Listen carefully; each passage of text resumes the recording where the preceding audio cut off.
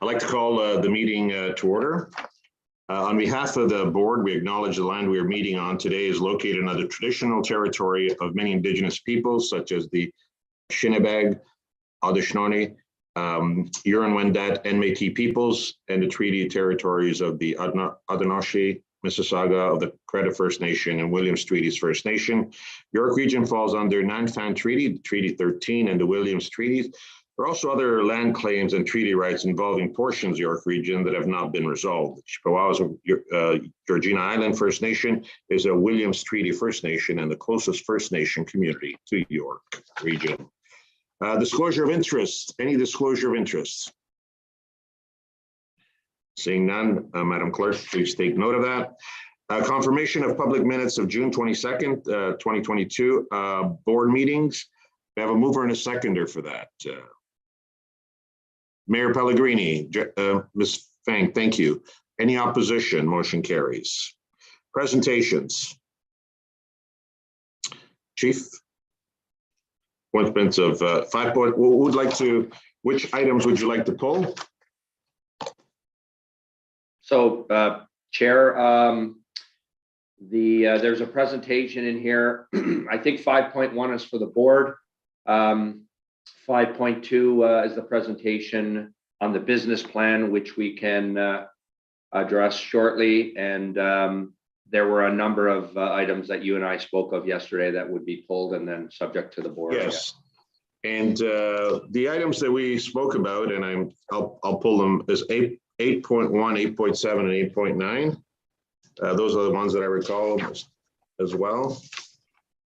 So that's 8.1 is the interim financial statements. 8.7 is Statistics Canada to 2021 crime severity index. That's very important. And 8.9 as well. Any members of the board like to pull any other items? Please let me know. Yes, Jennifer, go ahead. Thank you, Mauricio. I also would like to add 8.2, 8.4, and I'm sure we'll address 8.5. 8.4, and then 8.2. Okay, anybody else?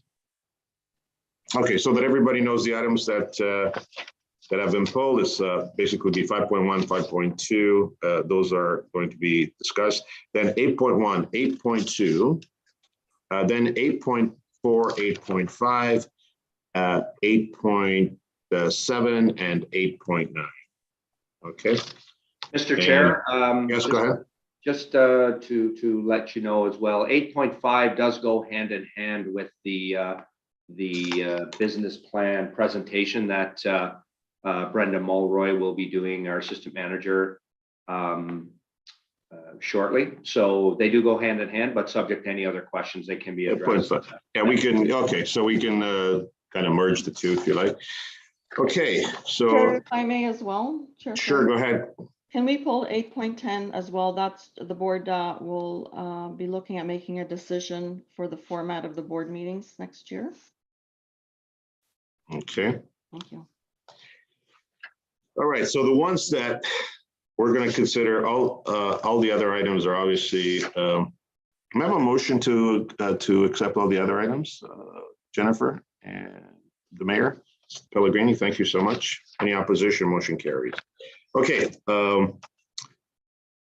let's get started with 5.1 and 5.2.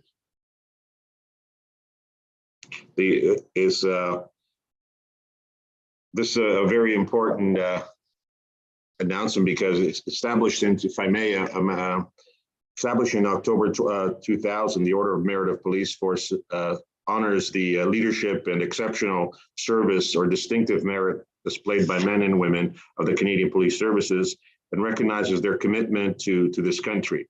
The primary focus is on exceptional merit contributions to policing and community development.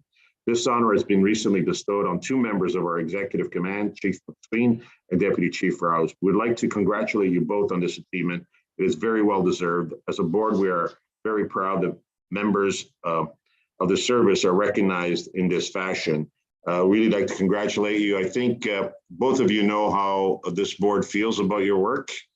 The exceptional relationship is really based on our common understanding of really being in public service for all the right reasons.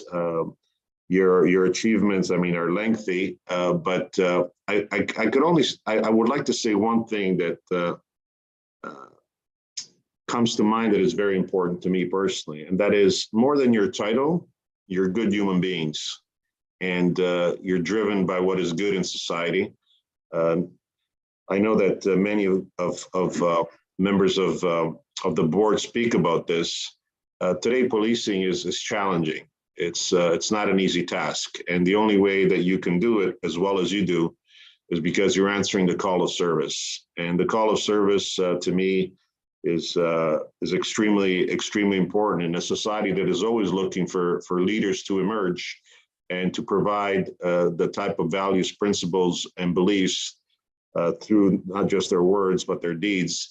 And you both do that exceptionally well. And on behalf of the board, I can't thank you enough. I'm amazed that it's really the generosity of spirit that both of you have. It's incredible to give one's life to something as noble as the calling of policing and community and building community capacity is truly is exceptional. And so for that and so many other reasons, I want to express to both of you my sincerest gratitude for all that you do. And as I said earlier, for who you are as individuals. Thank you. Thank you, Mr. Chair. Maybe I can make a comment and then I'll turn it over to Robertson if he would like to make one as well. But very honored and privileged to be part of this organization, to be one of the leaders in this organization of many. I do believe, and I've said to many people, you know, service to the community, leadership is really about serving something bigger than all of us, right? And so from a humble perspective, you know, the reality is it's not just about us as individuals, although I am very honored to at the Order of Merit. And, you know, I really appreciate the board's support and the support of all the members here today. And I'll turn it over to Robertson. Robertson, if you'd like to say something. Well, thank you and good morning to everyone. I'm very honored to be bestowed with this acknowledgement. I do appreciate and thank the board for its confidence in the leadership of this organization and in myself and Chief McSween, as well as many others that are on and off of this call. I do believe policing is indeed a noble profession, and I'm honored to have served in it for as long as I have and been able to do the sort of things that I have been able to do in advancing community safety. So I thank you for that. I thank you for your comments. I thank the board for its confidence, and we'll just carry on. Thank you. Thank you so much. And both of you are a constant reminder that, you know, public service does give meaning and purpose to life in so many ways. A lot of challenges, but also a lot of satisfaction and rewards. So thanks again. Thank you. Thank you, Chair. And if you don't mind, I'd like to also introduce Rhonda Corsi's on the call here today. I don't know if she's been at many of the board meetings, but she's our acting deputy while Al is away and before he takes up the role as and being sworn in as a deputy. Rhonda's here today on his behalf. So just wanted to welcome Rhonda here as well. Thank you. Welcome. Welcome. Okay, so Rhonda, welcome. And we're going to be dealing with item 5.2 as it's stated on our 2023-2025 business plan consultation findings. And I'll defer this to the chief. Chief, go ahead, please. Yes, thank you, Mr. Chair. And as you can see, it's self-explanatory. I will turn it immediately over to Ms. Brenda Mulroy, who does a fantastic job for us and has for so many years on these business plans and the consultation that goes well into it. So without further ado, I'll just turn it directly over to Brenda. She can carry on the presentation, and then we collectively can answer any questions you may have at the end. Thank Brenda, you. over to you. Great. Thank you very much, Chief. I'm assuming that I can share my screen here.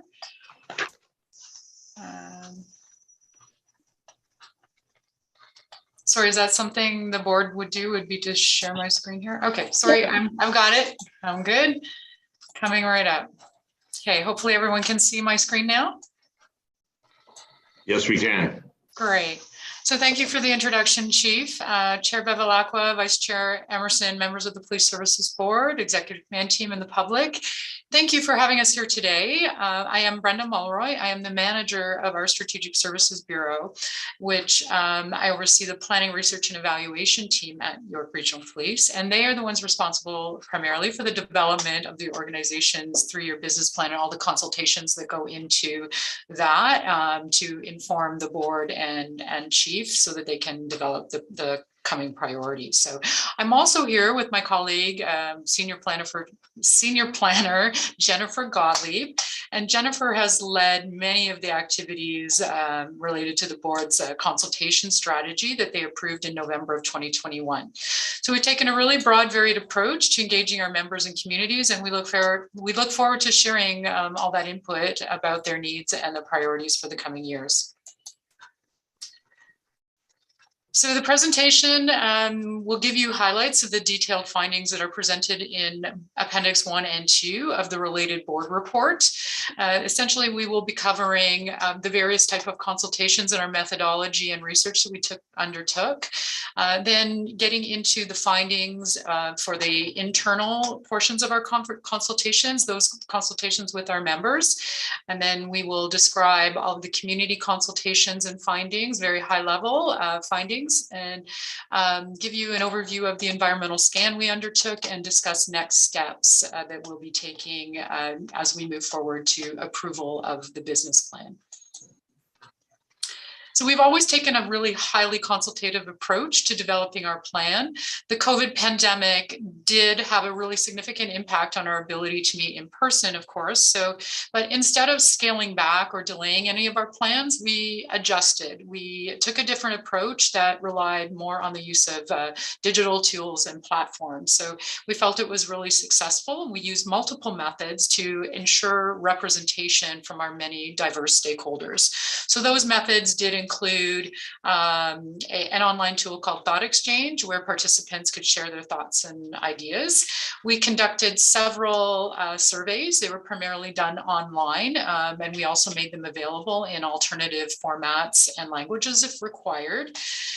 Focus groups, a lot of focus groups, brainstorming meetings, those were both virtual, and we did do some in person where social distancing permitted it. We conducted a live virtual town hall on 3 social media platforms, and where our members of the community could engage directly live with the executive command team.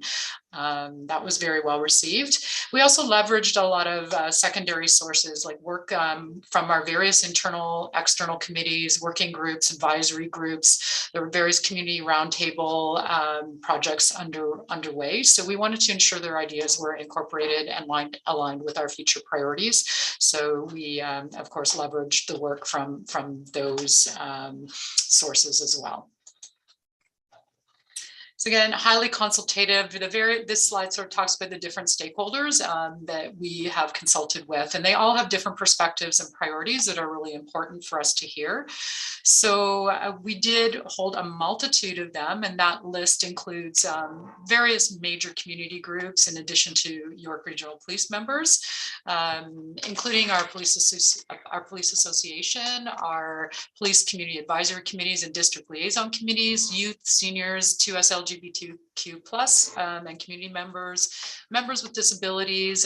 We consulted with persons, service providers for people with who appear to have a mental illness, and Black, Indigenous, and other racialized communities, and also our spiritual and religious community leaders. So I'm going to turn it over now to Jen Gottlieb, where she's going to discuss all of the various more particular findings of our consultation and surveys.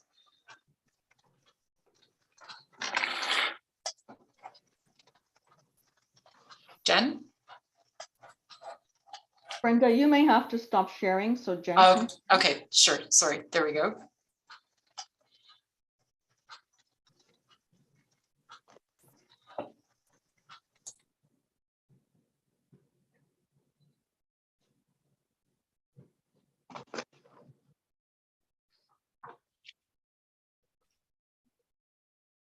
Jen, you can go now if you're ready. Oh, we can't hear her.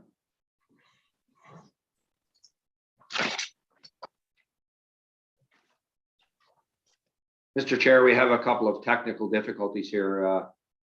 We're just trying to sort out. Yeah, just take your time. We'll sort them out and we'll get right back to it.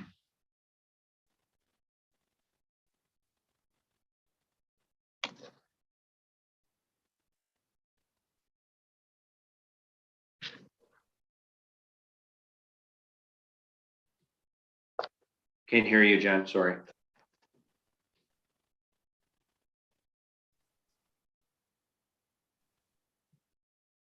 Can you hear me now? Yes, we can. Fabulous. Sorry, I guess my ear. We can't hear you now, though.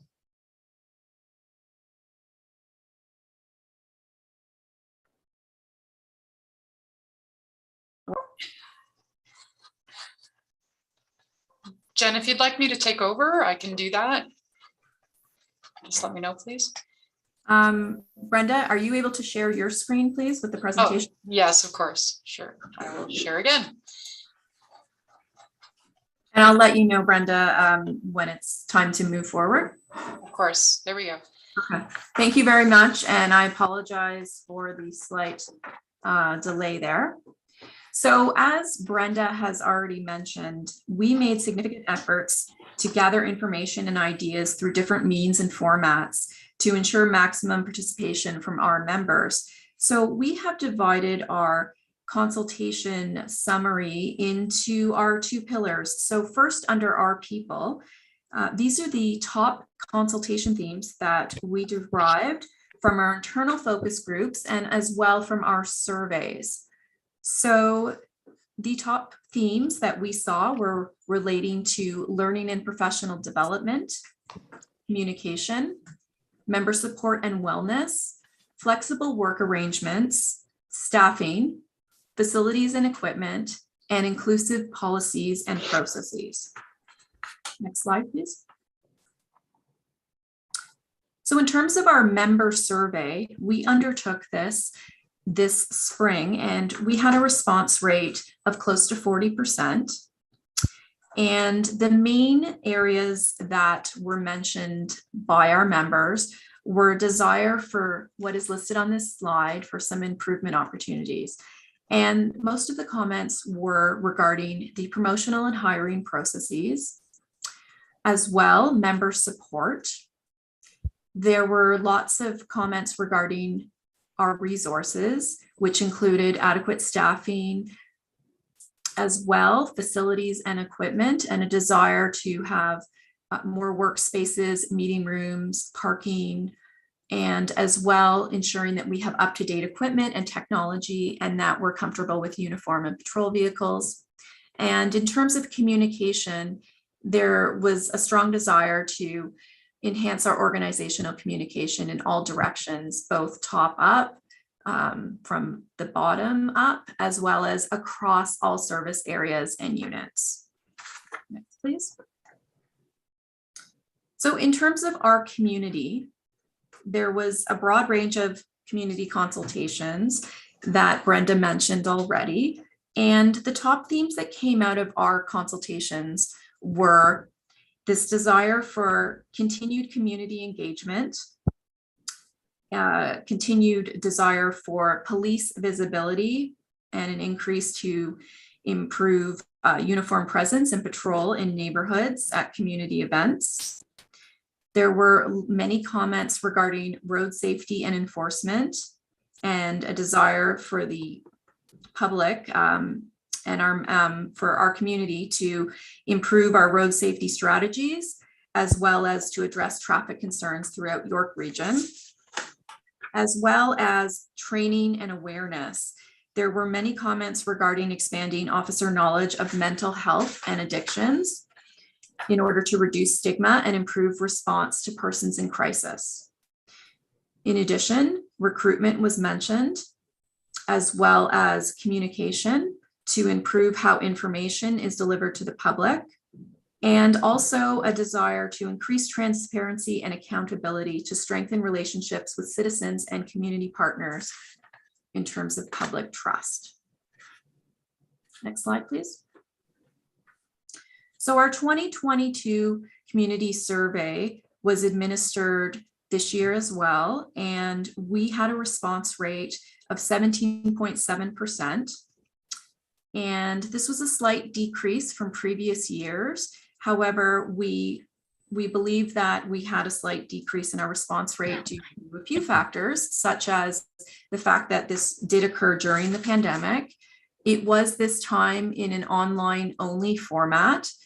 And as well, there was a strong awareness of potential online scams. So we did have a lot of members of the public call in to ensure that our community survey was in fact legitimate. However, a 17.7% response rate for a mail-out survey is quite remarkable, and we should be very proud of the fact that our community really participated. And so in terms of our findings, level of satisfaction, level of confidence, level of trust, as well as feelings regarding safety, all continue to trend above 90%. And so that means that over 90% of those that responded were either very satisfied, or that they had, high level of confidence, or, good confidence for our organization. So these are very high ratings. Next slide. So in terms of other information that we garnered from our community survey, this time around, our top overall policing priorities differed from previous years. So our top 5 this time were property crime, auto theft, fraud, traffic safety, and violent crime. Now, what's interesting to note here is that auto theft and fraud are new to the top 5 this year. And what is moved away from our top 5 are guns and gangs, as well as drug enforcement. They're no longer evident in the top 5. In terms of our top traffic safety concerns, our community felt that they should be aggressive driving, speeding, distracted driving, impaired driving, as well as pedestrian safety. Next slide, please.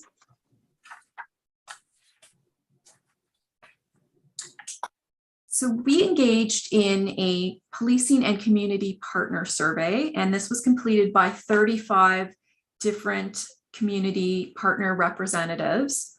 And the findings from that survey showed that they are very happy to have communication, ongoing communication with YRP, but they would like that to be increased or improved.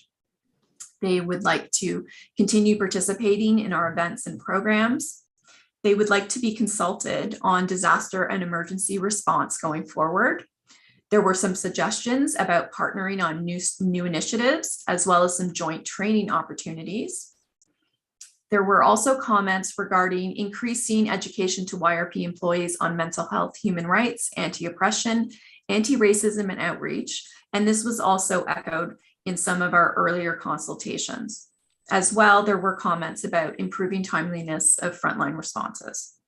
Next slide, please. So another area that we looked at for our consultations was our virtual public town hall. And this was held in February, on February 2nd, 2022. And this was held with the executive command team, and we utilized live chats as well as polling questions across 3 different platforms simultaneously. And during this town hall, we had over 166,000 social media impressions during the session. So it was very wide ranging. So in terms of our findings from our virtual public town hall, our community told us that we do community engagement well as our work with social media and communication. In terms of areas that we can improve upon, road safety was mentioned, increased transparency with the public, as well as patrol and officer visibility. And once again, there was a desire for more increased training in mental health and de-escalation. In terms of what was said at our town hall regarding our top priorities, road safety in residential areas was mentioned, as well as gun control. Once again, mental health training came up, and to continue to engage with our community and communicate with them. And then when we asked the question, how can YRP better collaborate with the community? There were responses along the lines of that more officers should be dedicated to community policing initiatives. We should continue to engage with our community through sporting events, social interaction, and continue our strong social media presence. Next slide, please. So as part of our consultation process, we always look forward and do an environmental scan to really have an idea of what is the situation in policing and in terms of Canada as well. So we did pestle analysis, and these next two slides are some of the points that came out of that analysis that we're making sure that we're aware of as we go ahead to craft our objectives. So from a political standpoint, we've really seen a polarization of Canadian and foreign politics, and there's also been an increase in the anti-police and anti-government sentiment. In terms of the economy, we're all aware that inflation rates are at a 40-year high, and costs are increasing dramatically for fuel, goods, and services. As well, there's a real crisis in home ownership affordability right now in our environment. Socially, there have been major impacts of the COVID-19 pandemic on everyone, and for many people, it has impacted mental health. We also have a continued aging population profile in York Region, and as well, we have heightened concern over the rise in local and national hate crime incidents. Next slide.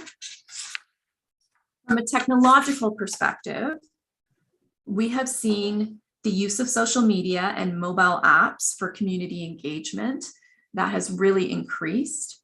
And we've also seen a rise in distracted driving, fraud, and cyber crimes. From the legal perspective, we're all waiting patiently for the Community Safety and Policing Act to be fully enacted. And we also saw the Emergencies Act, which has been rescinded, that was enacted during the COVID pandemic. Environmentally, we see a lot more extreme weather patterns due to climate change, and there's an increasing need for emergency preparedness and business continuity planning. Next slide. And now I will turn this over back to Brenda. Thank you very much. Thank you, Thank you. Jen. So that kind of summarizes at a very high level the findings that, again, that I mentioned are very detailed in Appendix 1 and 2 of the board report. So in terms of our next steps, the board is looking at having a strategy session sometime in the coming weeks. After that strategy session, where they will come together and develop some of the high priorities based on all of this feedback, and they will be developing the draft priorities, the priorities, the draft objectives, and the actions in the latter part of this year. And then we'll be presenting that final draft plan to the board for approval, likely in the new year, and releasing that final plan as well in Q1 of 2023.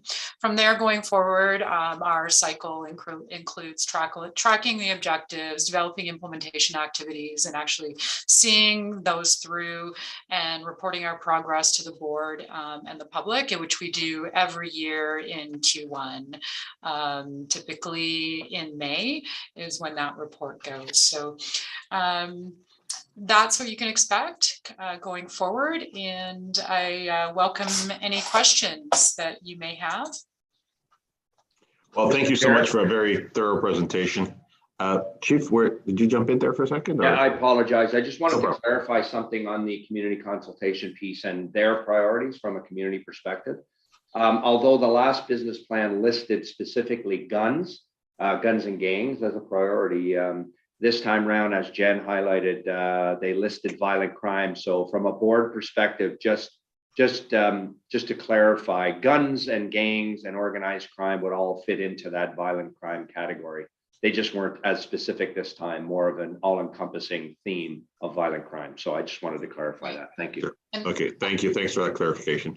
Sorry, and if I could just add to that as well, when we did the virtual town hall session, violent crime and traffic safety were the top two themes coming and concerns of the public in that session where we did our polling questions.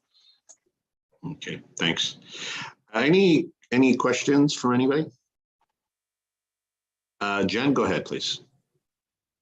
Thank you, Mauricio. Thanks, Jim and Brenda, Tim, for the wonderful work on the strategic planning, especially community consultation. I just have a couple of clarification questions. First of all, on the people and community, both pillars in terms of the themes and improvement areas that you have highlighted, I'm wondering if there's any order of priority in the list, or it's just all the information that we posted there. So that's my first clarification question, and then I will throw out my second one. Go ahead. I'm able to answer that, and Sure, Jennifer.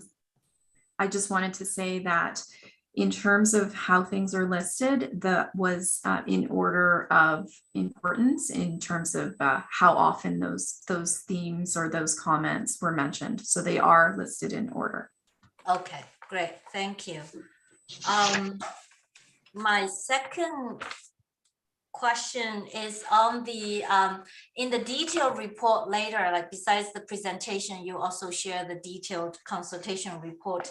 And I read there in terms of the extensiveness of outreach to various community groups. And I'm just wondering, for example, we outreach to youth, people of disability, and I noticed that we consulted with those organizations or associations that provide service to those specialized or specific group of population. So I'm just wondering, do we kind of go one further down when we coordinate these consultation with this association? We actually ask them to invite those individuals are actually in those specific target group instead of just working with association. So where I'm going at this is just, I'm just wondering, because year over year we outreach to this association, we might get similar group of individuals providing input. If we go one level down, it will increase the diversity of the response from these stakeholder groups that we try to reach out to. So that's just where I'm coming from, and if the team can kindly clarify, please. I can address that question. I think, we were challenged this year, and, there are sort of optimal sizes for certain groups in terms of the consultations that you do. So for example, even in an online focus group, the ideal size of a focus group really, at the top end, you would really only want to have maybe a maximum of 12 people in a focus group. That's just so that everyone has an opportunity to participate. So, again, because we were constrained in having a lot of person to person, we did sort of tend to go with this smaller focus group approach. Although, for example, when we did our religious and spiritual community consultations, we had asked them to, extend the invitations to their communities. And so that's why we really tried to take a multifaceted approach in terms of our methodology, because we know that we can't reach everybody, but again, our community survey went out to 12,000 people, so they did have that opportunity. And I think our Twitter town hall, which was advertised on our social media, as well as being sent to all of our partner groups as well. I believe there were 166,000 impressions garnered from that social media town hall.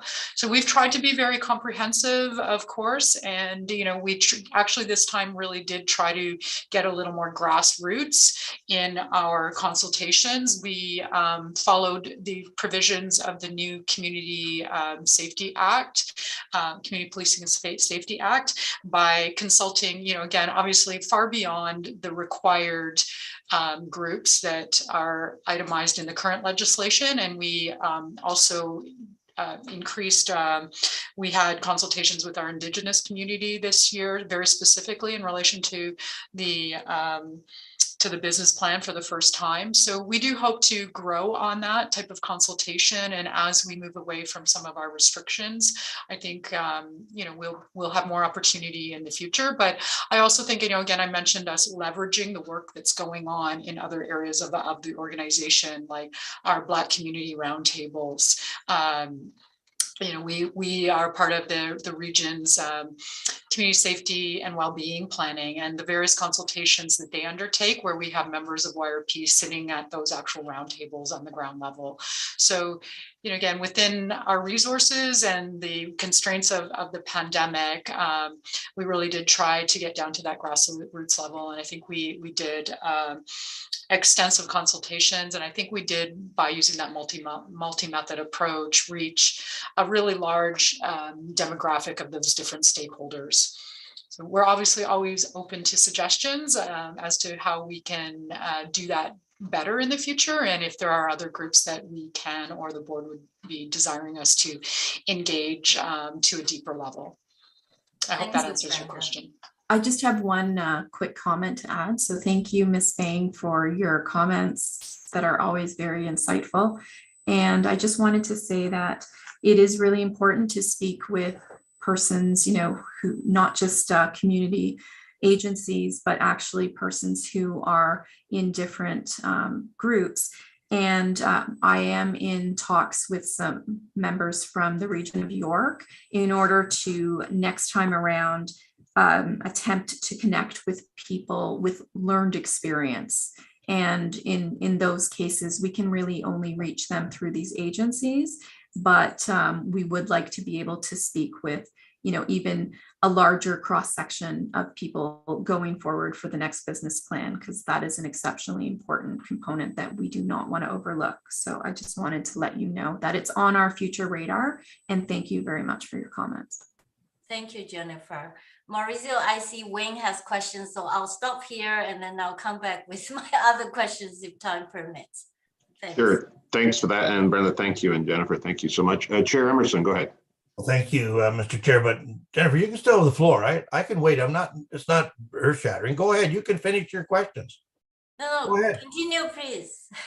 Oh, well, Mr. Chair, I look at slide number 10, and I think this is some of the stuff that the board needs to look at for our strategic plan. I think it's slide number 10 is property crime, auto theft, fraud, traffic safety, and violent crime.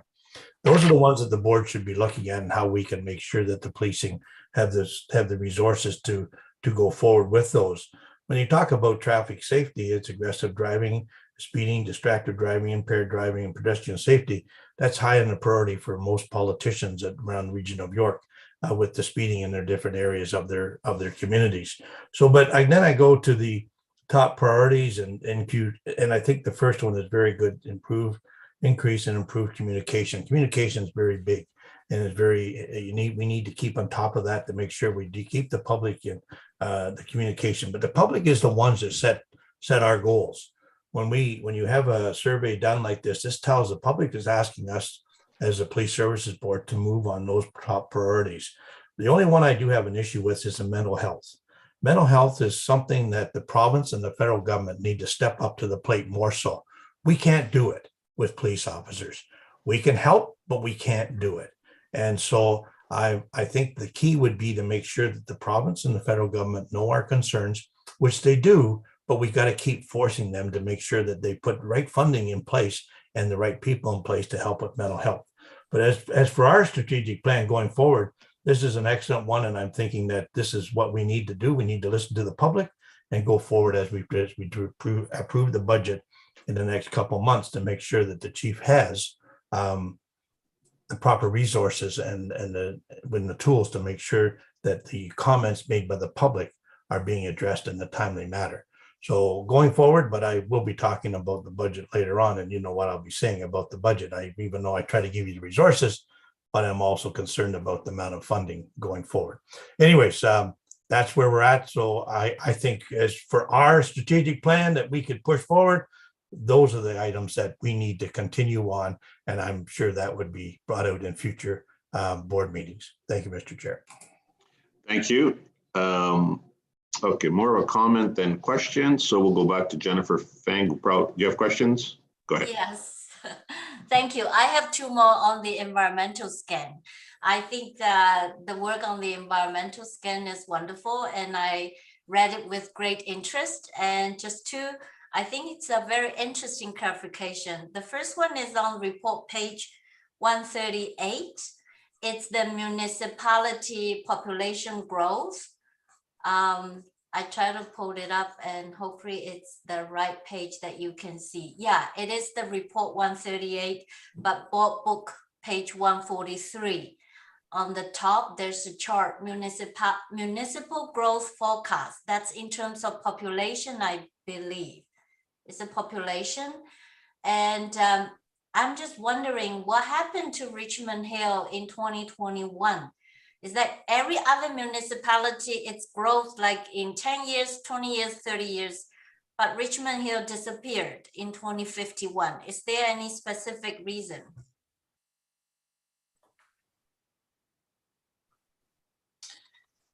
Sorry, I don't have that in front of me right now, but I think my recollection is that those graphs have showed the increase in growth. So the percentage increases in some of the other areas, again, that have smaller populations are going to show a greater population growth, because we know there's the areas of East Gwillimbury that are, and, Richard Stouffville, which typically, we're seeing a lot of growth in those other areas, in addition to the already built up areas in the southern end of the region. Again, I do anticipate, we know that the province is anticipating higher densities, particularly in the south end around the areas of the subway extensions. So I think, again, although we may not be seeing the same increase, like percentages of increase based on their overall populations, I think in the future, again, there's going to be huge increases in density in the south end, is what I understand from my colleagues in the region. And I believe that's referenced in the environmental scan where we talk about the provincial growth strategy. So I don't have that reference with me now, but the provincial growth strategy and transit-oriented communities. That's okay, Brenda. I think you don't have the chart in front of you. So just get back to me whenever it's convenient out of the meeting. No rush for today. And then my next question is on slide page 149. It's about York Region Police application. And so it shows a sharp increase between 2019 to 2020. And then a sharp decline from 2020 to 2021. I'm wondering if our chief or anyone in the EMT has any insight on the factors driving this trend other than the pandemic. And again, if you don't have the chart in front of you, we can discuss out of the meeting. It's page 149 of the report. York Regional Police applications chart. Yeah, Ms. Fang, I'll start the conversation, then I'll turn it to Paulo, but I think I know exactly what the issue is here. For a period of time, we stepped away from the OACP's application process. They were driving that process before we went out on our own. And when we went out on our own and reduced some barriers to police applicants, we saw a huge spike in our applicants to YRP. We then, once the new process through the OACP was unveiled through a company they're working with, we opted back into the program, and now we're on the same playing field as everyone else. So that would have contributed to the decline in applications from when we were doing it on our own. That's the simplest answer to that. And we're actually still exploring some options for the future. But Paulo, if you want to add to that, it falls in your house. Anything else you want to add there? No, thank you, Chief. And through you, Chair Bevilacqua, you're absolutely correct, Chief. That is the explanation. And Ms. Fang, it is primarily due to the fact that when we walked away from the OACP process, there was a charge that applicants had to pay for in relation to applying. Once we remove that application charge, you see an influx of applicants because to some there are barriers in relation to financial means of applying. So we saw a very steep increase in those applications. Once the application fee returned, we saw a decrease in that. But as the chief has indicated, we are exploring that process itself and what that means to our service in relation to garnering for further applicants. I hope that's answered your question, Ms. Vang.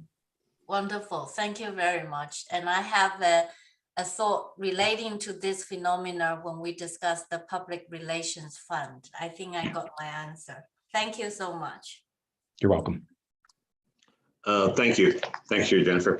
Yeah, I just want to go look at my page would be page 18. It would be the 2022 community survey highlights and the level of satisfaction, level of confidence, level of trust and community safety. First of all, I really appreciate the transparency and accountability of this particular slide because it does admit to some downward trends.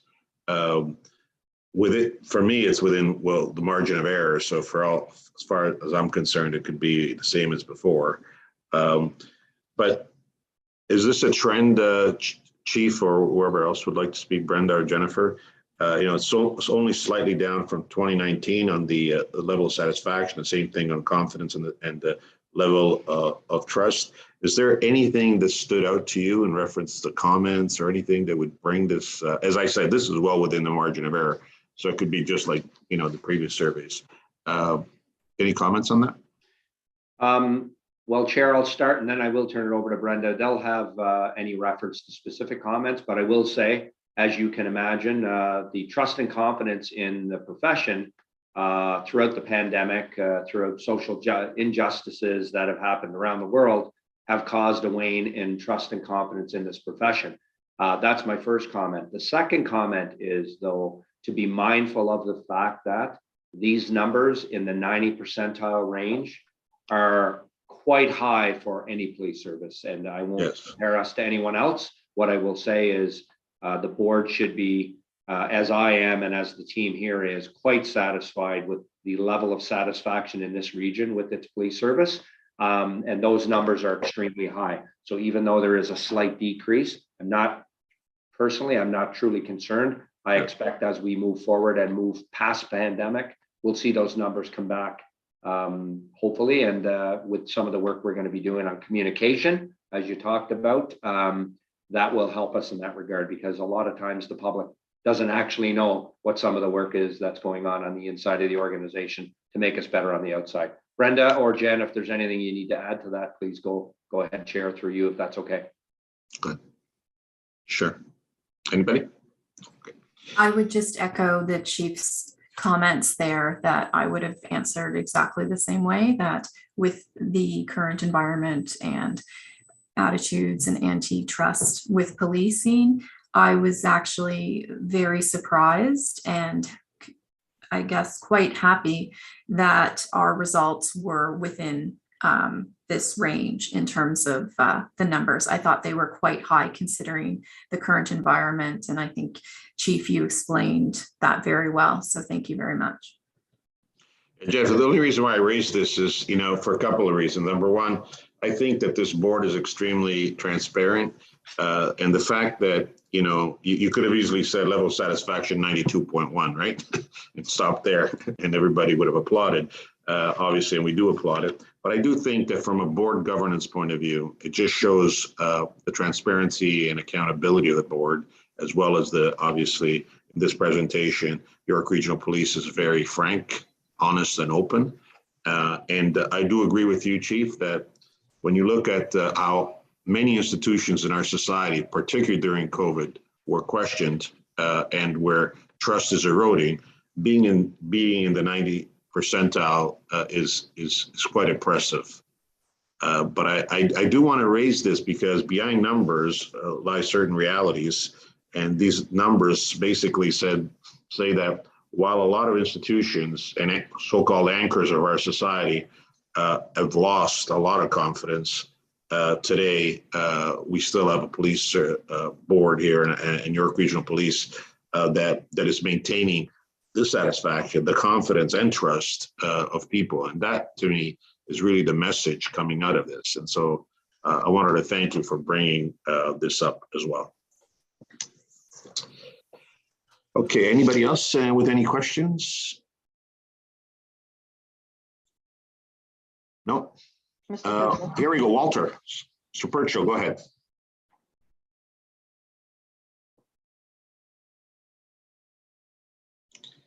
We're not hearing you, or at least I'm not. Maybe you're on mute. You are on mute. There we are. So I wanted to commend you on the work that you've done to prepare this presentation. This is very commendable all the way across. I have one question or perhaps observation. It's the temporal framing of the report itself. The report comes out of and focuses principally on where we are. And I would address or question about where we include where we're going in terms of anticipating emerging challenges and emerging threats. Those are going to be very significant as they accrue over both the short, mid, and long term. Among other things, the Government of Canada's latest concerns about the return of COVID. I know we don't want to talk about it anymore, but both Germany and UK are already going through some backflips on this, and they expect worse to follow. The Government of Canada, through public health, has already addressed that issue. The growing threat of cyber, which is going to be an increasingly consequential impact upon society as a whole, and certainly policing. A number of other emerging challenges. Where do we incorporate our planning and prep for contingencies and for things that are coming at us? So we are not simply reacting, but we are proacting with a view to next. Through you, Chair, I can take a stab at that question. Mr. Purchell, great question. You know, the way we as a complete team here approach our business planning cycle is, once we have the consultation in place and the outcomes of both the inside and the outside of the organization, we then develop strategies to address those issues as to where we, in consultation with the community and our members, see the challenges for the organization. As an example, I'll give you an example. So, you know, the traffic safety, the road safety plan. We've had a 5-year strategy in place that addressed a number of the issues. We've now heard from the community that many of the same issues that were incorporated in the last strategy should be incorporated in a future strategy. And therefore, Deputy Hammond and her team are actually working on another 5-year strategy, which will encompass some of what we've heard from the community, but also some of what we gleaned through research as an evidence-based organization. So we do a lot of research through strategic services and every individual area of the organization. That also helps inform what are those new and up and coming trends that we should be aware of. As you've alluded to, cybercrime, always a challenge, and it's coming out here. Probably, I would suspect, when people talk about fraud, they're really talking about online fraud in relation to cyber fraud, because it's alive and well in the communities all over the world, right? So we do a lot of consultation, but then we do a lot of our own research to actually inform what should we be looking for in the future. And then on the emergency management side, we do a very similar exercise. As you know, Superintendent Gosson chairs the OACP committee and is engaged across the province on future planning sessions, training sessions, and in order for us to plan for future events, as we did the other day as an executive command team, for example. So there's a lot of work goes on behind the scenes that's happening to help inform some of the goals and objectives that will find its way into our future business plans that support both the community and our members as we carry forward with our planning. So I hope that somewhat answers the question, at least from my perspective. Thank you for that. Any further questions? Mr. Purchell? Yes, no, I was just going to ask Mr. Purchell if he has any, and then I'll go right back to you. Any other question, Mr. Purchell? This will be you know, this will be an ongoing discussion. The real concern again is, and I've raised this earlier, is I believe the organization does remarkable work, and I accept the fact that the organization does remarkable planning with a view to next. However, all organizations are constantly being challenged by both the frequency and volume of things that are coming at us right now. And for example, and without dragging this out because time is short, something like a cyber attack on the grid system that affects the GTA. Is it possible? In the context of a war that's going on in Central Europe, it's becoming increasingly probable. We are going to be challenged by impactful events. And again, the question is really about not simply the very good work that's being done to date, but developing capacities for resiliency for things that hit us much harder than we expected or we anticipated. And resilience is key to the continuing functioning and capacity to providing service to the community. The resilience is being challenged absolutely everywhere in all organizations. The difference is this one is fundamentally important to the continuity of the community itself. And I think it's an important consideration that has to be not looked at as we have traditionally looked at it, but accepting the fact that this is going to be an increasing challenge over time. And thank you for your comments, Chief. Thanks, Mr. Purchell. And you know, you do raise an important point. And I mean, it's always the externalities that challenge us, right? Things that we can't sometimes foresee, which I think really begs the question if we should be spending more time as a board and also police service, you know, on scenario building of, you know, trying to figure out if and when. I mean, we got caught flat-footed, although we responded exceptionally well with COVID. But COVID was a global pandemic, was something that was talked about 30, 40 years prior, right? It's not something that should have caught us off guard. I mean, not just us, I'm saying society, but these things do happen. And thanks for raising that point. Ms. Fang, go ahead. Thank you, Maurizio, Walter, and Jim. I just want to add, in terms of strategic planning process, that I totally agree. Jim and team did a wonderful job in this community consultation and outreach. And I think historically, perhaps we have been using business planning and strategic planning interchangeably. So I am really glad that the board and the EMT will conduct a facilitated strategic planning session. It's exactly for the reason that Walter, you have raised. We have to think a little bit beyond 3 years, maybe 5, 10 years out, looking at the environment and factors. And we want to be ahead of the curve a little bit, because a lot of things you need to be prepared years ahead, not when the time comes, then you react to that. So I just want to say I'm really happy that we are having a strategic planning session coming up. Thank you.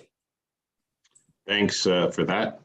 Any further questions or comments? If not, we'll move to 5.3. I think we'll have to move that, right, Mafaldo, because the professor's not available yet. It's probably going to be available around 12 o'clock. Is that correct? That's right, Chair. We'll have to move that to a little bit later. Okay.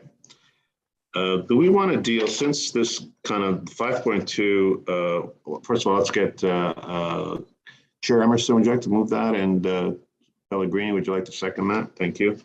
I'll move receipt of the presentation and the report 8.5. Do them all. Sure. Okay. And Mayor Pellegrini, do you mind seconding it? Thank you so much. Any opposition? Motion carries. Thank you. Okay. Communications, we'll move right to communications, 7.1, 7.2, and 7.3. I'd like to ask for a motion to receive the correspondence from David A. Cameron, Regional Supervising Coroner, Inquest, Ministry of Solicitor General, dated August 15th. I'd like to receive correspondence and further that the chief report back to the board in due course on the implementation of the recommendations. May I have a mover for that? Jen, would you like to move that? Thank you. And Norma, would you like to second that? Thank you. Any opposition? Motion carries. Course 7.2, correspondence from Susan Thought, Chair, and Megan Walker, member of the London Police Services Board, dated September 15, 2022. I may have a motion to receive. Mr. Chair, I'll move item 7.2, 7.3 just to receive, but the 7.3 is not a policing issue, but I'll just move to receipt for information. Okay, all right, thank you. And we'll get, let's see, Walter, would you like to second that, Mr. Pritchard? Thank you. Any opposition? Motion carries. Now we're in consideration and adoption of reports. Just to refresh everybody's mind, 8.1, 8.2, 8.4, 8.5, 8.7, 8.9, 8.10. Those are the ones that we have called. So let's start with 8.1, the interim financial statements for the period ending June 30th, 2022. And any questions, any comments? If not, go ahead, Ms. Fang. Thank you, Mauricio and Jeff. Thank you for the detailed quarterly report. I actually just have one clarification question in terms of the Ottawa deployment reimbursement. Where did we book that? I don't seem to see that in the P&L. Thank you, Ms. Fang, and through you, Chair. The expenses were incurred primarily through the overtime account, which represented the biggest cost. The revenues were incurred through the sundry revenue line, and everything has been collected externally. There was a recent deployment for homecoming events that those invoices are just going out now for the fall, but we've had no issue around collectability, Ms. Fang. Okay, great. So on the, as you just lumped it into sundry, there's no dedicated item to record this recovery of this specific deployment, right? Yeah, that's correct. It's not necessarily a normal item, so we do deal with it as a sundry item. Okay, great. Okay, any further questions, comments? If not, I need a mover and a seconder. Ms. Fang, would you like to do that? Thank you. Ms. McCullough, would you like to second that? Thank you. Any opposition? Motion carries. 8.2, proposal for use of public relations reserve funds. There's a recommendation here. Who would like to move that? Mauricio, Let's go ahead, Ms. Fang. Thank you. I want to have a quick discussion on this one for two reasons. One, I already alluded to in the discussion earlier on the chart. Because one thing resonated with me during the interview conversation with one of the candidates in the development branch, that he did mention some financial consideration has become some kind of barrier for certain applicants into the our program. And today I saw this chart confirming this is the barrier or the issue we've been dealing with. So I'm thinking out loud, in our public relations reserve fund, maybe we could consider setting up some kind of scholarship for some special group of population that are highly qualified with great fit to the police career, but then they have financial challenge. I think it's a thought, and we can offline work out the details, but it's a thought that I think part of the fund, if we set up a scholarship, it would reflect the principle and focus of the board in supporting EDI. Okay, you want to have some discussion about this? Mayor Pellegrini, please go ahead. I appreciate Ms. Fang's desire to do something to increase recruitment. I would ask that it might be more appropriate to throw this back to HR and ask them to come forward with a way that we could look, that, you know, internally they look at how they could increase recruitment and not have this financial issue. Okay, how do you feel about that, Ms. Fang? I totally support, I hope maybe this is under Paulo's area, can look into this and see if possible, we can explore both venues. I think the board perhaps, once you have a proposal of this, then the board will have a clear understanding of that hurt barrier, I should say.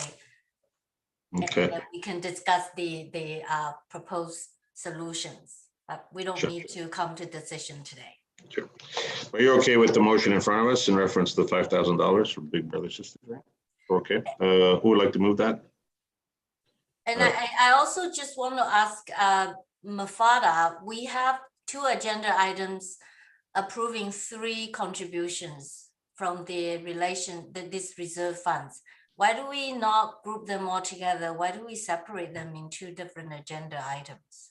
Is there any specific reason? Because one is bigger size, 5,000, the other 2,000?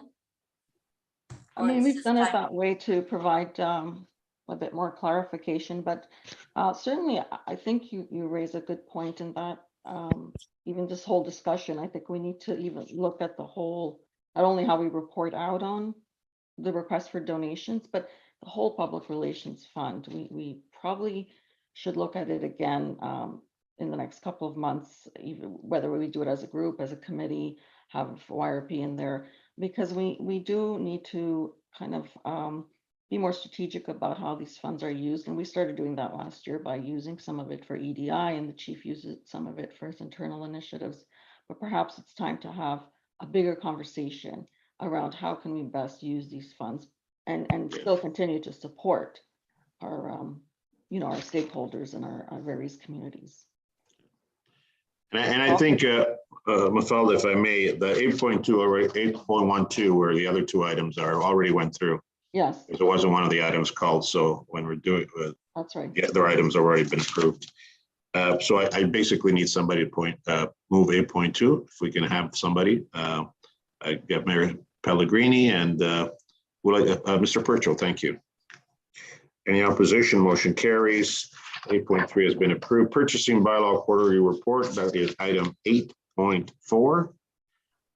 Yeah, I have a clarification question. It's Sure. more an observation because there are 2 almost identical tenders on cleaning, I believe. I try to go to the page.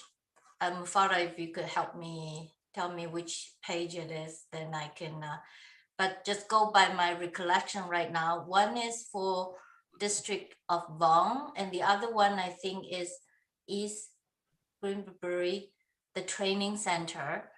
Both are for cleaning, but we have 2 different vendors, of course, with different price. Now, without going into details of square footage and everything, it just occurred to me that I'm wondering, I know different district, different branch perhaps have their own procurement process, but for things like cleaning, I'm wondering if there's any centralized procurement that we actually get some economy of scale and some savings. Because if one vendor quoted us 25% less of the cost, then perhaps we could consider award this one to the other location rather than having a 2 separate tendering process and getting 2 vendors. So it's just an observation and clarification on our procurement process, please. Thank you, Ms. Fang, and through you, Mr. Chair, I will turn it over to Jeff. He'll have some comments on this. Jeff. Yeah, thank you very much for the question, Ms. Fang, through you, Chair, and to the board. Separating out the tenders by location is intended to facilitate competition or the vendor base for the bidding on the various tenders. So one vendor who might be very suitable in Vaughan at 4 District may not be interested in cleaning at the training facility or here at headquarters. So that it's geographically split out in order to generate more bids. And that's been very effective. So we have, although there are companies that can do the whole region in a centrally managed way, we found over time splitting it out geographically is the best way to get the the more robust bids from industry. I hope that helps, Ms. Fang. Thank you, Jeff. But I think we can have offline this discussion. I understand that objective. However, I don't think it's one size fit all type of scenario. For certain type of services, perhaps economy of scale makes sense, because York region is not that huge, and I think it would be win-win that supporting some business to actually grow bigger. But anyway, thank you, Jeff. Yeah, I just want everybody to know that Jeff used the District 4 as an illustration, not in reference to the state of cleanliness, because everything in Vaughan is very clean. Okay. What else have we got? So yeah, I still need that motion. Mr. Chair, I'll move the motion, but just like Jeff, everyone was entitled to bid on any facility they wanted. They were not secluded. So if they didn't want to bid on the one in the training center, and they wanted to build the one in Vaughan, that's not up to us. We're not their businesses, so they get the bid on which one. Am I understanding that right? They all the bids were open to anyone that wanted to bid on. Yes, that's absolutely correct, sir. Thank you. I'll move it, sir. Thank you so much, Mr. Chair. And Norma, would you like to second that? Thank you for that. Any opposition? Motion carries. Now we move to the 2023-2025 business plan consultation finding 8.5. Mr. Chair, as I had mentioned earlier, it goes hand in hand. That's right. Sorry, I can't hear you, Chief.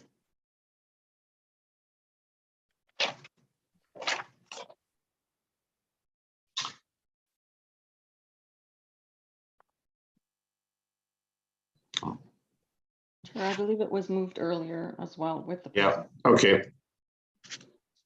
And so we'll just skip that one. That's done. Semi-annual report, that went through already. Statistics Canada 2021 Crime Severity Index and Weighted Clearance Rate Overview. That was Chief thought it was important for us to look at this. Chief, please go ahead. Thank you, Chair, and through you. You know, this is an annual report that will come back to the board on a regular basis. It is a very important report for the board to be aware of as we continue to move on crime severity and violent crime in the region, as well as how we are clearing some of those violent crimes as well. But for the highlights of the plan, I'm going to turn it over to my executive officer or acting executive officer, Inspector Tim Skinner. Tim will provide some comments, then open for questions. Tim. Thank you very much, Chief, and good morning, Mr. Chair and members of the board. So this report summarizes an annual report that we get from Statistics Canada each year. That report looks at 3 crime statistic measures, one of which is incident-based crime reporting, which focuses on volume of crime. That report, that portion of the report, was covered by us in a May 2022 annual statistics report, which was reported earlier in this year. So this report this morning focuses on the two other measures, one of which is crime severity index, and the second being weighted clearance rates. So the crime severity index is a measure of reported crime weighted by severity. So when we look at all the crime that's been reported, as opposed to the volume rate, we would weight a homicide with more severity than a low-level fraud. Weighted clearance rate takes the same thing. We look at our percentage of total cleared crime, but each crime is weighted in a similar fashion to the crime severity index. So for a couple of highlights, crime severity index, nationally, violent crime severity index trended upwards, and we are in line with that. Within York Region, our crime severity index for violent crime also trended upwards. In terms of our national comparators, where we looked at the 9 police services nationally that are of an approximate size to ours, our crime severity index is at the lowest, and provincially it's at the second lowest. And overall, in all 3 measures of crime severity, because it splits it up to total crime, violent crime, and non-violent crime, we're 30% lower than the province and 50% lower than the national comparators. For weighted crime or weighted clearance rate, my apologies, our weighted clearance rate is up for violent crime, and that's against both national and provincial trends that have seen a downward trend in weighted clearance rate for violent crime. And York sits amongst the top 3 nationally and the top 4 provincially in our weighted clearance rate for violent crime. Those are the selected highlights, and I'm available for any questions. Thank you. Any questions? Okay, I don't see any. We have a mover. Mr. Purchase, would you like to move that? And Chair Emerson, would you like to second that? Thank you. Any opposition? Motion carries. 8.9 Mafalda. Thank you, Chair. We will wait on Akwazi, Professor Owusu-Bempah Yes. for that So report. we're expecting him at around 12, correct? 12. So we may need to go back go into. Yes, we might go back to, okay, fair enough. 8.2, this is the 2023 schedule of regular meetings of the board and board meeting format options. This is a report from the Executive Director. Go ahead, Mafalda. Thank you, Chair.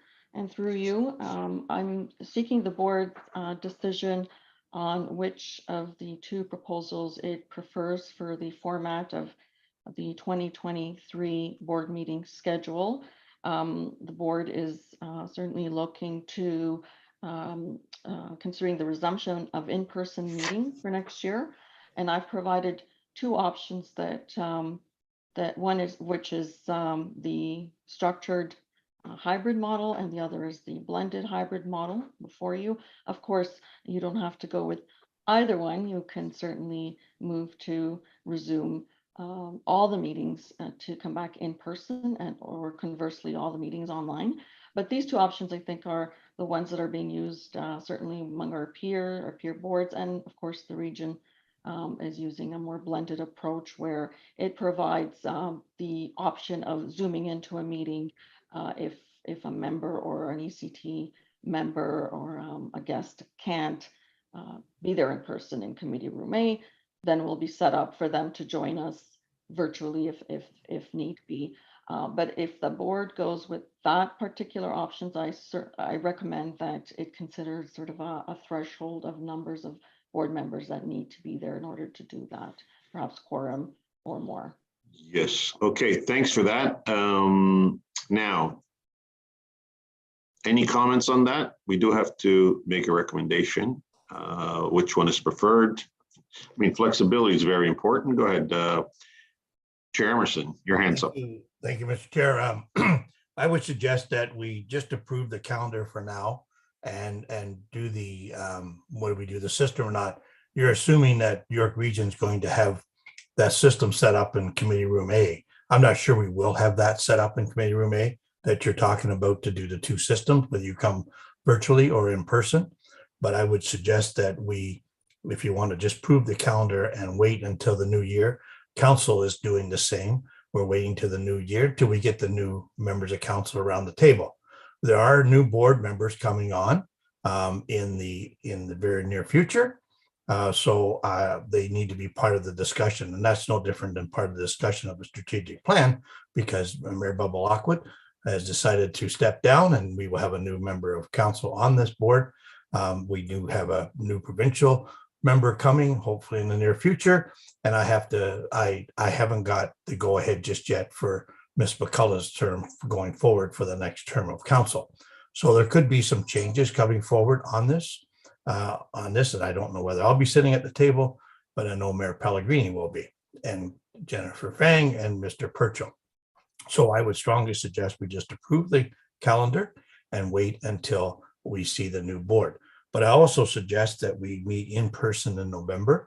It will be the last board meeting for some, and we can recognize Mayor Babalakwa, and we can do an in-person meeting in the committee, or we can go to headquarters, wherever you find it reasonable. But I believe, I'm not sure what date the board meeting was. I think it's on the agenda to move again to see what date it is. So anyways, I think it would be beneficial to move that one. And then if we have to do the virtual meeting in December, which would be fine. But I mean, the new board will decide in the new term. Thanks for that. So just to crystallize basically what was said, we're just approving the dates, okay? So that everybody's clear. We're not. That's my motion. Yes, that's your motion. Do we have a seconder? Mr. Purchase or Mayor Pellegrini? Okay, so based on that motion, any opposition? There's Motion. I also support Wayne's proposal, and I'm working with Mafalda and Jacqueline. I have a couple calendar conflicts already, but I'm working offline, so I Perfect. support the proposal. Thank you so much, Jen, for that. And no opposition. I didn't hear any opposition. So the motion as stated by Chair Emerson is what we voted on and was approved. Okay, now that is all that I have here. Except for other business, Mafalda. Thank you, Chair. Yes, Chairman Emerson just mentioned the date for the November 9th meeting. It seems to conflict now with a session of the OEPSB that they announced recently. So my proposal is that we look at perhaps November 7th as something that right now seems to be an option for many. We can, again, I can take this offline and we can figure it out, but it'd be nice to kind of, if we can look at November 7th, the sooner the better. Yeah, let's make it at November 7th. I mean, we have to organize our lives as well, right? So we can't be flipping dates all the time. So let's, is November 7th work with everybody? What was wrong with November the 9th again? What was wrong November the 9th? We have some members, Chairman, attending the OEPSB Labor Seminar, and it starts on the 9th of November. It's all day, or when is it? Or is it? It is all day. It is all day. And it's on November 10th as well. And who's the members attending that? Ms. Fang is on the OEPSB Board of Directors. I believe Ms. McCollum may attend. I will likely attend. I'm okay on November the 7th. Yes, I am. So we're all okay for the 7th? Is that okay, everybody? Okay, good. At least we got that done. Yes, thank you. Mr. Chair, just if you don't mind, can I just clarify with the ECT members, they're okay as well? Because I am supposed to be speaking at a conference from 8 until 9:30, or at least probably 8 till 8:30. If we're starting, what is the proposal to start at 9 o'clock? Well, we could accommodate you, Chief, no problem. Okay. I mean, even if we have to make it 10 o'clock, we'll make it 10, because, you know, the place you're going, you never know what happens thereafter, right? Well, it's close, so if 9:30 could work for everyone, and our ECT is okay with that, because they need to be there as well. Nodding of the heads will work, but then I'd be fine with that as long as it works for everybody else. Is everybody okay with 9:30 or 10 o'clock? Cecilio, go ahead. Deputy Chief? Oh, you got your thumbs giving up. the thumbs up. Okay, good. Okay. I'll be the outlier. Unfortunately, I'm away all day on a course that day that I can't switch. Okay. All right. If we have the bulk of us here, we could move to just accept that date, as long as you know, we would have somebody there in place of Cecile if need be. But I just wanted everybody to at least somewhat that everybody could attend. Otherwise, we're not going to find a calendar date. So we're back at we're still at November 7th, or Mafalda, do you want to do the little kind of polling outside? With November 7th, Chair. Okay. All right. And it's 9:30. Okay. That's what we chose. Okay. And we will start either 9:30 or 10 o'clock, depends. Okay. Thank you. But just keep that part flexible. Any opposition? The mover, I guess the mover is Pellegrini and Norma. Thank you. Any opposition? Motion carries. Okay, now I need a motion to convene in private meeting for the purpose of considering confidential items pertaining to legal and personnel matters in accordance with section 35(4) of the Police Services Act. Jacqueline, let me know when. Okay, I need a motion. Walter, thank you. And we got Jennifer, thank you. Any opposition? Motion carries. Okay, thanks. Jacqueline, let me know. Chair, 2-minute break. We